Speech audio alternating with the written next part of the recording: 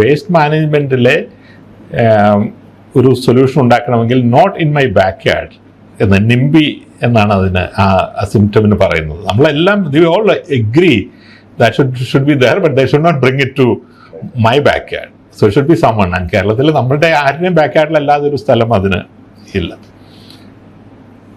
So നിങ്ങളുടെ മാലിന്യം നിങ്ങളുടെ ഉത്തരവാദിത്വം എന്ന് പറയുന്നത് നല്ലൊരു ക്യാമ്പയിനാണ്. പക്ഷേ വാട്ട് യു ഡു, അത് കൊണ്ടുപോകാനായിട്ടൊരു സംവിധാനം വേണ്ടേ? എൻ്റെ അഭിപ്രായത്തിൽ കേരളത്തിലെ വേസ്റ്റിനെ പറ്റി കോംപ്രിഹെൻസീവ് ആയിട്ടുള്ളൊരു സ്റ്റഡി വേണം.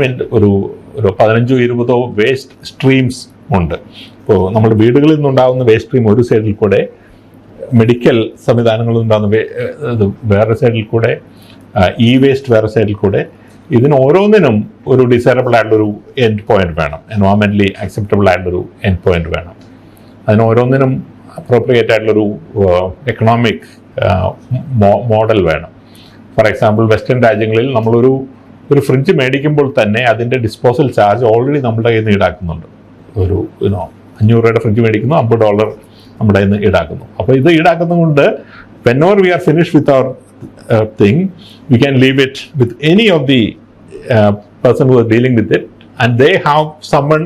അപ്പോൾ അവരെല്ലാം കൂടി കളക്റ്റീവായിട്ട് they have established a system for recycling it. അത് so then it's not a problem, they can deal with it. നമ്മളുടെ ഓരോ ഗ്രാമത്തിലും അവിടെ റിസോഴ്സ് റീസൈക്ലിംഗ് സെൻറ്റർ എന്ന് പറയുന്നൊരു സംവിധാനമുണ്ട്. So anybody who has something in there house, നമ്മളെല്ലാം വീട്ടിൽ വലിയൊരു ജങ്ക് യാർഡ് ഉണ്ടല്ലോ. So anybody who has something which they don't know what to do can take it there of any kind.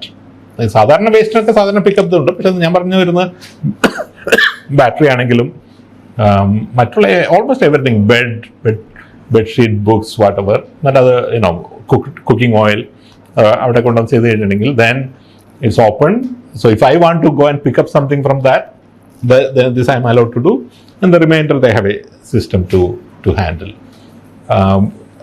കാര്യങ്ങൾ രണ്ടാമത് ഉപയോഗിക്കുന്ന ഒരു ശക്തമായൊരു ശീലം അവിടെയുണ്ട്. For example, in Geneva, every Thursday, anything which you don't want to use in your house, all children toys, pram, whatever, you can leave outside your house.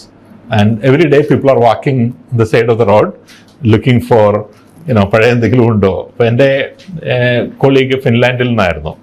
Our pregnant ആയിരുന്നപ്പോൾ 3 മാസം തൊട്ട് എല്ലാ ദിവസവും ഇങ്ങനെ നടന്ന് വീട്ടിലേക്ക് ആവശ്യമുള്ള മുഴുവൻ സാധനങ്ങളും അങ്ങനെ അവർ ഇവിടെ നിന്ന് റോഡിൽ നിന്ന് ഇത് ചെയ്യായിരുന്നു. ക്രാഡിലാണെങ്കിലും പ്രാമാണെങ്കിലും ഇതെല്ലാം. അപ്പോൾ ആ തരത്തിൽ ഉള്ള ഒരു മൂവ്മെൻറ്റ് നമുക്കുണ്ടാക്കി.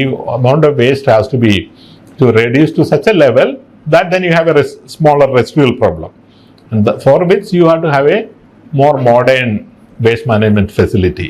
ഇത് ഉണ്ടാക്കി മാത്രമേ പോസിബിൾ ഉള്ളൂ. ഇപ്പോൾ മെഡിക്കൽ വേസ്റ്റ് ആണെങ്കിൽ പോലും ഒരു ഫെസിലിറ്റി പാലക്കാടുള്ളതാണ് നമുക്ക് അകപ്പാടെ ഉണ്ടെന്ന് പറയുന്നത്. പക്ഷേ അത് കേരളത്തിലെ ആയിരക്കണക്കിന് മെഡിക്കൽ സംവിധാനങ്ങൾക്ക് ഉള്ള അത്ര മാത്രം ഫെസിലിറ്റി ഉണ്ടോ, അതില്ലാത്തത് കൊണ്ടാണോ, അത് എക്കണോമിക്കൽ അല്ലാത്തത് കൊണ്ടാണോ സാധനങ്ങൾ തമിഴ്നാട്ടിലേക്ക് പോകുന്നത്?